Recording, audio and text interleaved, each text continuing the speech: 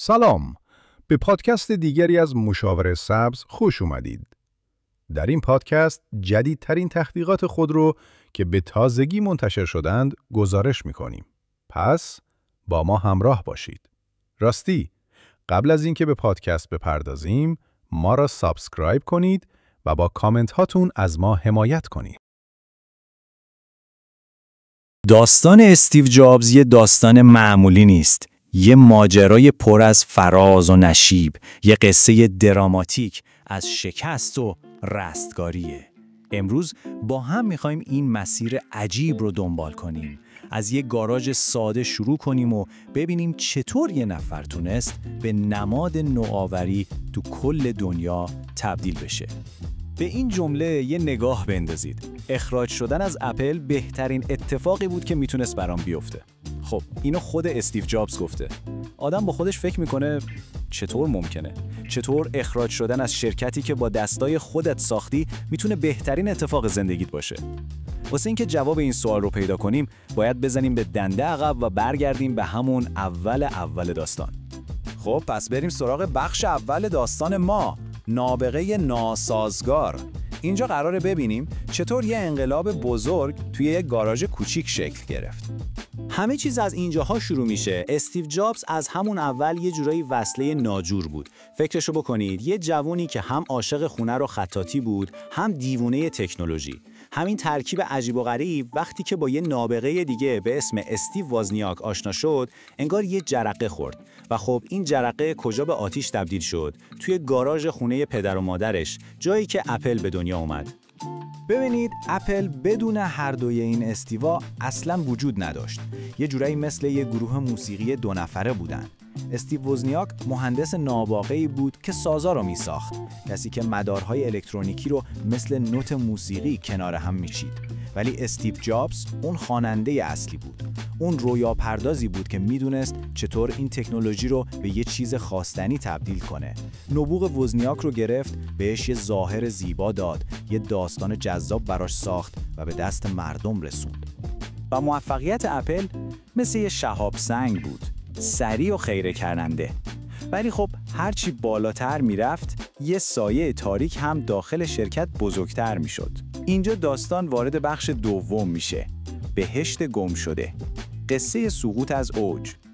این تبلیغ 1984 رو یادتونه؟ این فقط یه آگهی نبود، یه بیانیه جنگی بود. اون موقع دنیای کامپیوتر دست یه غول به اسم IBM بود. کامپیوترها ماشینای خاکستری و ترسناکی بودن. اپل با این تبلیغ اومد و گفت: هی، ما شورشیا هستیم. ما اومدیم که قدرت رو از این برادر بزرگ بگیریم و بدیم دست شما مردم عادی. این حرکت یه لحظه فرهنگی فوق‌العاده مهم بود و راه رو برای موفقیت مکینتاش باز کرد. و برای اداره این امپراتوری در حال رشد، جابز سراغ جان اسکالی، مدیرعامل پپسی رفت و این جمله معروف رو بهش گفت: میخوای تا آخر عمرت آب شکر بفروشی یا میخوای دنیا رو عوض کنی؟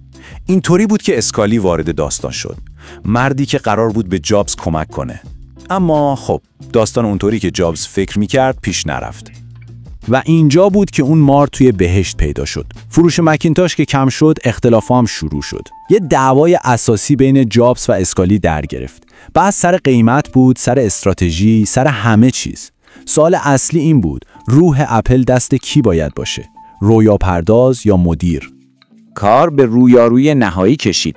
ماه می 1985 جابز سعی کرد یه جورایی کودتا کنه، ولی اسکالی دستش رو خوند و هیئت مدیره رو مجبور کرد که انتخاب کنن، من یا جابز. و اونها اسکالی رو انتخاب کردن. باور کردنی نیست، ولی بنیانگذار اپل رو از تمام مسئولیتاش کنار گذاشتن. عملاً از شرکت خودش تبعیدش کردن. و این دقیقاً همون اتفاقیه که جابز سالها بعد گفت بهترین اتفاق زندگیم بود. ولی اون موقع فقط یه شکست تحقیرآمیز دردناک به نظر می رسید. خب بریم سراغ بخش سوم، سالهای سرگردانی. ببینیم تو این تبعید چه درس‌هایی یاد گرفت. تو این دوران جابز 2 شرکت راه انداخت که زمین تا آسمون با هم فرق داشتن. اولی نکست بود، یه شرکت کامپیوتری که از نظر فنی فوق‌العاده بود ولی از نظر تجاری یه شکست تمام عیار. اما طنز ماجرا اینجاست که همین شکست بلیت بازگشتش به اپل شد. شرکت دوم اما پیکسار بود، یه استودیوی انیمیشن سازی کوچیک که به یه موفقیت غول‌پیکر تبدیل شد و به جابز یه درس خیلی مهم داد. به جای کنترل کردن آدمای خلاق بهشون اعتماد کن و فضا بده. ولی این سالها فقط درسای کاری نبود، یه تحول شخصی بزرگ هم اتفاق افتاد. جابز تو این دوره با دخترش لیزا دوباره ارتباط برقرار کرد، مادر و خواهر بیولوژیکیش رو پیدا کرد. اون آدم تند و تیز قبلی داشت به یه رهبر پخته‌تر تبدیل میشد و همین زمینه رو برای بازگشتش آماده کرد. و حالا میرسیم به پرده 4، بازگشت پیروزمندانه. تصور کنید اپل بدون جابز داشت نفسهای آخرش رو میکشید. سردرگم، رو به ورشکستگی، شرکت به یه ناجی احتیاج داشت. و اون ناجی کی بود؟ همون کسی که 10 دهه قبل با خفت از شرکت بیرونش کرده بودن. 427 میلیون دلار.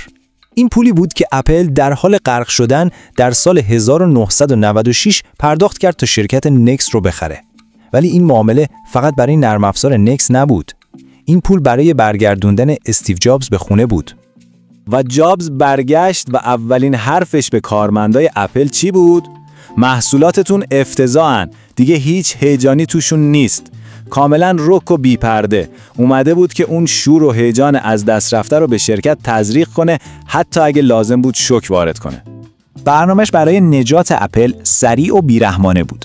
اول از همه کلی از پروژه‌های شکست خورده مثل نیوتن رو حذف کرد. بعد خط تولید رو به شدت ساده کرد. یه حرکت خیلی عجیب هم کرد. از رقیب قسم خورده‌اش مایکروسافت پول گرفت تا شرکت رو زنده نگه داره. و از همه مهمتر با کمپین متفاوت بیاندیش یا همون Think Different به همه یادآوری کرد که اپل یعنی چی. خب اپل نجات پیدا کرد، ولی هدف جابز فقط نجات دادن شرکت نبود، اون برگشته بود که دنیا رو تغییر بده. اینجا میرسیم به بخش 5 و پرده 2 زندگی حرفه‌ای استیو جابز. و اینطوری بود که موج نوآوری شروع شد. اولین محصول آیمک بود. یادتونه اون کامپیوترهای رنگی و شفاف؟ این دستگاه یه پیام واضح داشت. دوران کامپیوترهای خاکستری و خسته کننده تموم شده. اپل برگشته و قرار همه چیز رو هیجان انگیز کنه. بعد نوبت به موسیقی رسید. آیپاد با یه شعار ساده و انقلابی، 1000 تا آهنگ تو جیب شما. فکرشو بکنید، این دستگاه کوچولو نه تنها اپل رو متحول کرد، بلکه کل صنعت موسیقی رو زیر و رو کرد. و بعد سال 2007، لحظه‌ای که دنیا واقعا عوض شد. آیفون. این فقط یه گوشی جدید نبود، یه تلفن بود، یه آیپاد بود و یه وسیله برای وصل شدن به اینترنت، همه توی یه دستگاه. آیفون یه دسته‌بندی جدید تعریف نکرد، بلکه کل مفهوم تلفن رو از نو ساخت. عصر گوشی‌های هوشمند رسما شروع شد. و در نهایت آیپد.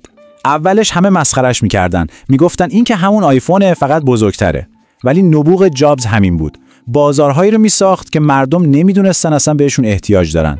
آیپد هم به سریعترین محصول پرفروش تاریخ تبدیل شد و بازار تبلت رو به وجود آورد. میراثی که به جا گذاشت واقعا عظیمه. تو این پرده 2 زندگیش جابز فقط اپل رو نجات نداد. اون چندین صنعت رو از نو تعریف کرد. نحوه زندگی، کار و ارتباط برقرار کردن ما با همدیگر رو برای همیشه تغییر داد. ولی شاید بزرگترین محصولی که جابز ساخت خود شرکت اپل بود. آخرین نصیحتش به جانشینش تیم کوک این بود: هیچ وقت نپرس من چی کار میکردم، فقط کاری رو بکن که درسته. با این حرف مطمئن شد که اون روح نوآوری و متفاوت فکر کردن تو دی ان ای شرکت باقی میمونه. این شاید بزرگترین میراثش بود.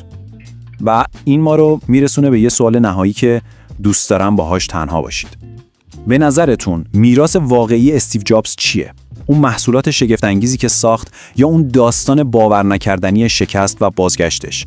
داستانی که به همه ما یادآوری میکنه که گاهی وقتا بهترین اتفاقی که میتونه برات بیفته اینه که از جایی که عاشقشی اخراج بشی.